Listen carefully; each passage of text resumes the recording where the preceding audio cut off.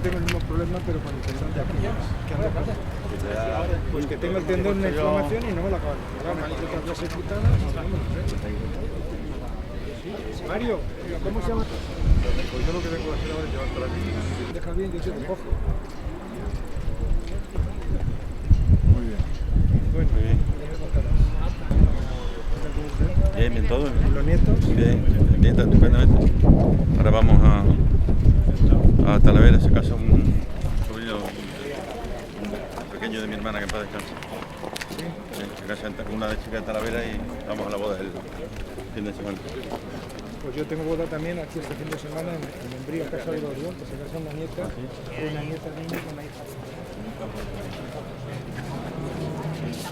De todas maneras,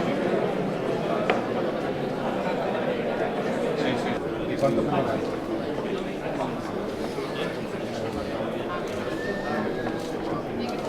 aquí, de verdad, es que... Ya nosotros nos metéis en el pero si queréis un sitio en el auditorio, Ya, pero poneros un poco más allá en el auditorio. lo siento, pero... Os metemos dentro, quedaros en el fondo. Pero si lo vais a hacer mejor, No, no, es que no se puede... Aquí no tenéis que estar en esta zona. No, pero que...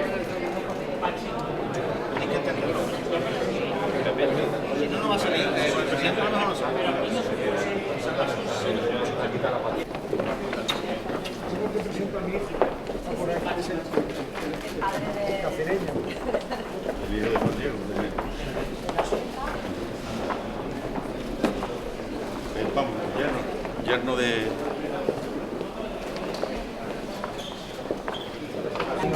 Vamos a microfonarnos, Vale. pero necesitamos que nos dejéis pasar también. Y ahora está haciendo cirugía Yo platico. Cuidado, al presidente, cuidado. Cuando terminamos la tendría un segundito, no podía llegar a la mierda, ya 5 segundos solo. Bueno, lo hablo con él, gracias.